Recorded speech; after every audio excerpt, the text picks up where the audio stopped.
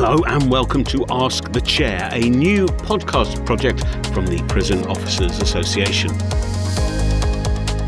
In each episode, National Chair Mark Fairhurst will answer questions from POA members and local reps.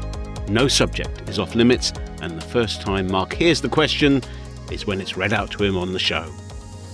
In this episode, we have questions from members and reps from London to Dumfries, Nottingham to Newhall. But I started off by asking Mark about his hopes for this new venture.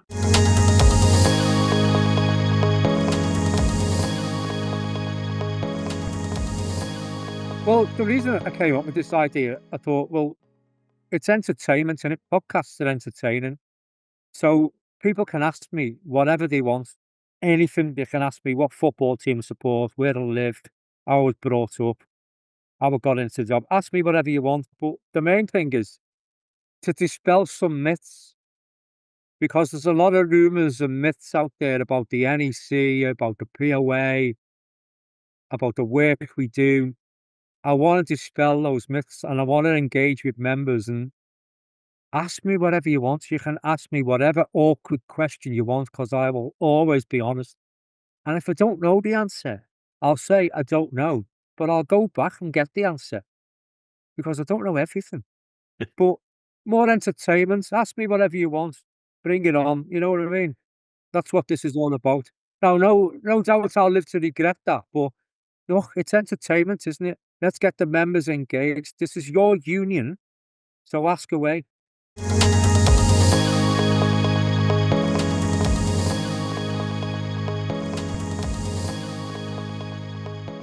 The first question is from Rob, who was so keen to ask this question he didn't tell us where he's from. And Rob says, I'm grateful to the POA for continuing to work on getting the government to review and reduce our retirement age to 60. But is there no way we could get the government to consider offering us the option to increase our pension contributions in return to reducing our retirement age? And Alistair from Dumfries emails in on a similar theme. I know there was talk of being able to retire at 60 with no detriment or reducing it to 65, but again, it's all rumours and people's opinion. Is there any prospect of this? They've been asked. So, in relation to Rob's question, we've had that offer in the past. We've had two offers. So, the first offer we had was way back, certainly early 2000s, where the government of the day offered us an increased pension contribution in order to buy enough years to retire at 60 on a full pension. That went to a membership ballot and the membership knocked it back. I remember it. I remember voting no myself as a prison officer. And the reason behind that is because we simply do not earn enough. So the police and the fire service, they have contributions, something like 16% and the 12% respectively. That's because they earn vastly more than a prison officer. And I'll just give you an example of the police. If I joined the police today, in 7 years' time, without any promotion, as a bobby on the beat, I'd be earning nearly enough £50,000 a year as a copper. So me paying 16% towards my pension to retire after 30 years' service, I can live with that. After 7 years as a new entrant prison officer, I'm earning nowhere near that. I'm certainly not earning anywhere near 40 grand a year, never mind 50. So to ask our members to contribute to have a retirement age of 60 is not practical. And we'd never get it past the membership. And why should we? Because when I joined over 34 years ago, I joined a non-contributory pension scheme. I signed on the dotted line to retire at 60 on a full pension, and that got ripped away from me. Why should I pay more? I went from a non-contributory pension scheme to now paying 5.45%. So I'm paying more to get less, to work longer. So we've had that offer before. We had another offer in 2017 that was tied into workforce modernisation, which was not palatable to the membership, who rejected that again. So to answer Alistair's question, we're now looking at options with the employer and the government to explore how we can reduce our retirement age, and we need to break the link between state pension age and prison officer pension age. And some of the things we've said to the employer is go away and cost this. So cost how much it would take to get a retirement age of 60 across the board, and then cost how much it would take to give us a flexible retirement age. So what I mean by that is, what we've said is, look, one of the practicalities could be that once a prison officer reaches the age of 60, whatever pensions they've accrued, they can take without any detriment. So, for example, I've got two pensions. I've got my classic, which is frozen. I can take that age 60 without any reduction in it because that's the retirement age of classic. But my alpha, I can't take till I'm 67 because that's my state pension age. So, what we're saying is, if I wanted to retire at 60, those two pensions I've got, let me have them without any detriment, because if I wanted to take my alpha age 60, I'd lose 34% of that. So if I had £10,000 in alpha, if I wanted to take it and fully retired age 60, I'd lose £3,400. I don't think that's right. That's what I've worked for. That's what I've accrued. Why should I lose any of it? So we said, go away and cost that, because some people may have to continue working in the 60s, depending on their personal circumstances. Some people might want to work in their 60s, but some people have had enough and might want to go. So a flexible retirement age for prison officers, I think, is a good option because it satisfies and pleases everybody. So we are working behind the scenes, and the employers are keen as us to reduce that retirement age because it affects them as well. So they're working on the costings, and then the sticking point, which it always has been, is the Treasury, because they're the people who have to fund it. Now, it makes perfect sense for me to fund the low retirement age of prison officers because we're in such a unique occupation. And we've always had a low retirement age. Don't forget, pre-Fresh Start, they had a retirement age of 55. Then it went to 60. Then in 2007, it got increased to 65. So there are options available. I mean, the last offer we got was in 2017, which was state pension age -3, which wasn't enough really. When you think about it, the government are thinking of increasing the state pension age to 70. If we'd have accepted that, we're back to square one. We're back to a retirement age of 67. Maybe if they said state pension age -5, maybe the membership would accept that, because even if it was increased to 70, it give us a retirement age of 65. But we're working on it behind the scenes. We really are.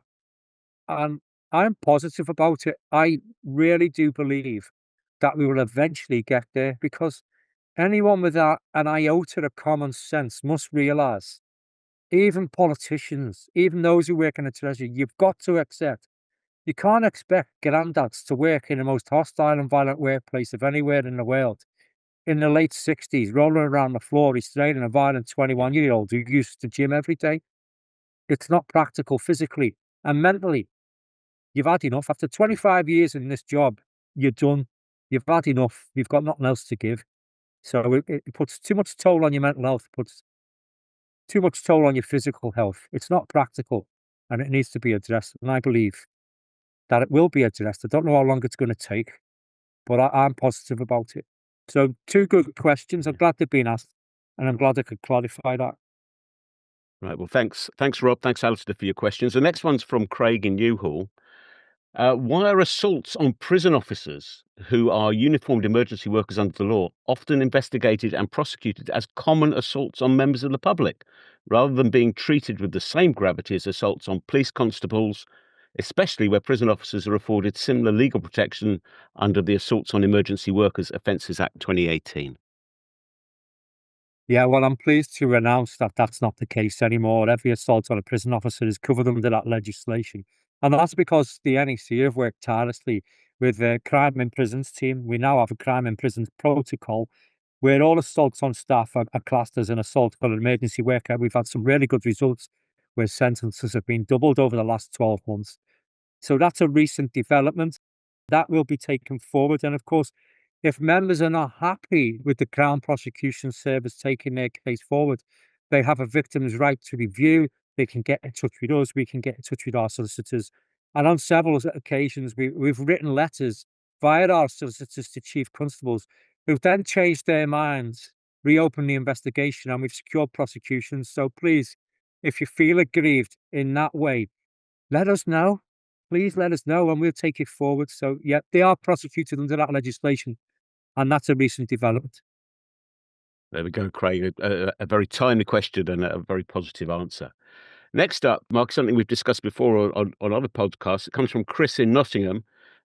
Chris writes, recently the government has moved the goalposts for many of our Commonwealth colleagues in regard to their right to work to the UK. What advice, if any, can you give them? As a local committee, is there anything we can do to support them? Will Thompson support them with their immigration matters? Yeah, so the recent changes in legislation, we've asked for the government to rescind them for prison officers because we've got a couple of thousand overseas recruits. They clearly don't earn enough. The threshold now is £41,700. We've asked for an exemption. We've been refused that exemption. There's absolutely nothing anyone can do because if you don't earn that much, you haven't got the right to work in this country. We can't afford to lose these people. These are hardworking people who've made a life for themselves, who are providing a public service, they're paying tax, paying national insurance. It makes no sense to me to deport those people. What can you do locally? You can put pressure on your local MPs. Please get your local MPs involved and badger them and get them to support an exemption for prison officers. We've already had questions asked in Parliament, putting pressure on the government, and that's all we can do. I doubt you've got a legal claim because the legislation is clear. You either earn that much and stay in the country or you don't. And I'm afraid you either get employment that does pay that much or you'll get deported. That's the stance from this government. I don't agree with it. I think it's despicable. We're working tirelessly to get those awkward questions asked. We're working tirelessly to get that decision overturned. And the more people that contact their local MP and the more people who highlight this, the better chance we have of getting it changed. But yeah, it is wrong. We're working on it, but our hands are tied at the moment, I'm afraid. And I suppose that Chris is writing from HMP in Nottingham, where he's based. But in that branch, there will be people who live in a range of constituencies. So it's not just one letter to one MP; it's letters to all the MPs you can reach through your membership. Yeah, the more MPs that know about this, the better. And if they want to be re-elected, they'll support this. Okay, thank you. Well, last for this episode, we have a question from Bill in Belmarsh. Does the POA NEC provide representation to members of the local branch committee when they have discipline or grievance matters? Yeah, he knows we do. It's in the rules. Officially, if we wanted to go down that road, officially, the NEC only represents the chair and the secretary of local committees. So that's the stance. We quite often represent people on the committee who are not the chair or secretary. But if you're the chair or secretary and you need assistance from the NEC for disciplinaries or grievances, then we'll help you. But if you're not the chair or secretary officially, then we're under no obligation to help you. And committees are more than capable of representing other committee members. And I have every faith in them. The NEC should very rarely get involved. We're there for national business. But obviously, if you need our help, we're always there for you. That's all the questions we have this time, listeners. Remember what Mark said at the head of the program.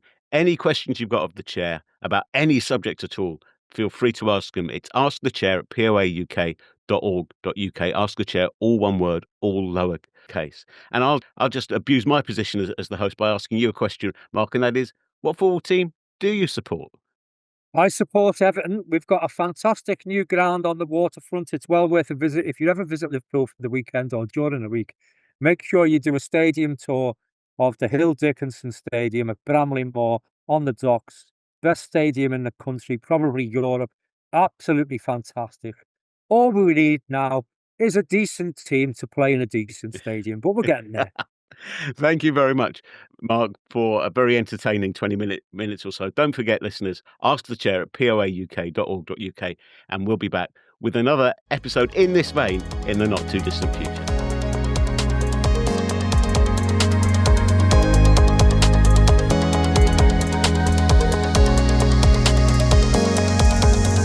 Thanks to everyone who emailed in questions for the chair. You can join the debate at Ask the Chair, that's all lowercase and all one word, askthechair at poauk.org.uk.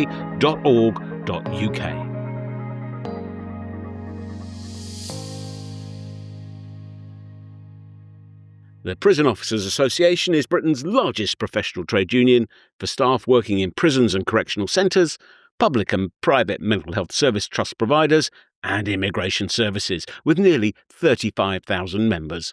Full details on all union activities and how to join at poauk.org.uk.